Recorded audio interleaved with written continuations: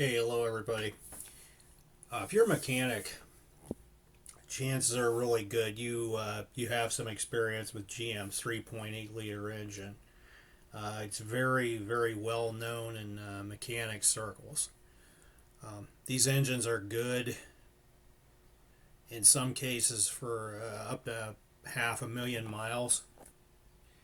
Um, when they do break, the repairs are cheap, and generally these were just very well designed and engineered.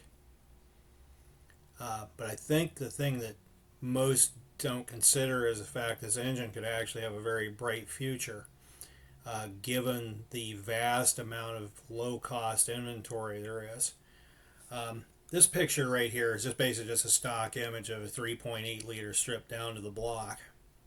Now, the reason I showed this image right here, where my cursor is from a YouTuber named Craig Laycock. He designed a conjoined piston system and other systems that utilize this condensed version of a hypocycloid drive.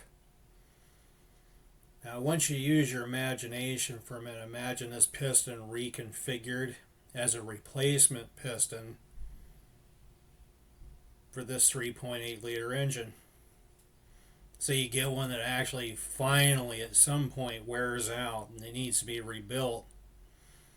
You could take this piston and make it a retrofit piston for this engine. Now, what this piston would do in this block is create a system where there's no side loading on the cylinder walls. So now that smooth running 3.8 liter engine is now even smoother running and will deteriorate a lot less rapidly than what it would have before. Now, the next design upgrade we could consider is this right here. This is an image from a company called Saunders. Saunders made, I don't know if the company's still in business, but they made rotary valves.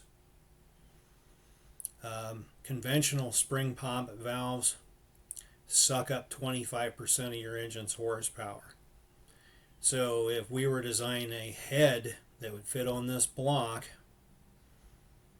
that engine would either A, have 25% more power, or it could be detuned 25% so it would last us that much longer. And another benefit of rotary valves is they seal the cylinders off from blow-by. So now your oil isn't, your oil change intervals have decreased and your oil staying pure. So in effect, just by adding these two things right here, your 500,000-mile engine is probably now a 3 or 4 million mile engine. And what else could you do? Well, in some of my previous videos, one which was entitled the Rise of Million-Mile Engines. Let's say someone had this as an STL file, and we increased the scale of the engine by 25%. Now you have an engine with the same bore and stroke ratio as a 3.8 liter engine, all the magic of the design, but it would be double the displacement. Which means that you could use the same fuel injectors from the original engine, use the same fuel system, and now you've just greatly increased the life of the engine. I mean, think about that for a minute. Or you could do what one YouTuber did. You could put a Briggs & Stratton lawnmower carburetor on it. Or you could create a vapor carb system for this engine, which would basically turn it into an adiabatic engine, which would increase its life even more. What's the point of all this? Well, the point is that eventually we get beyond this monster we like to call designed obsolescence, which is killing us. I don't know of a nice way to say it, but it's a harmful attribute of an economy driven by things like central banking.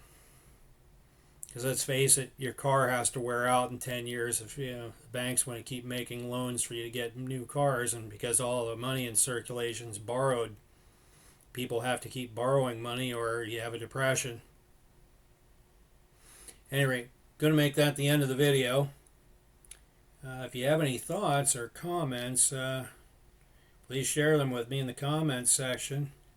And if you like my comment, maybe, or like my content, maybe consider liking and subscribing. But till next time.